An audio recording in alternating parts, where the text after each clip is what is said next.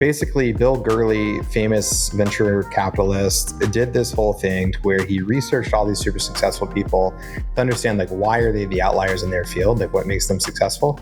And one of the things that he found was that the people that were truly outliers and crazy successful, they were endlessly curious about what they were doing. They were endlessly curious about the problem they were trying to solve or their craft.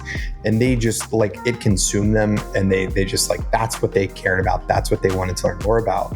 Like Fonz Mans, right? Like Fonz is obsessed with his craft.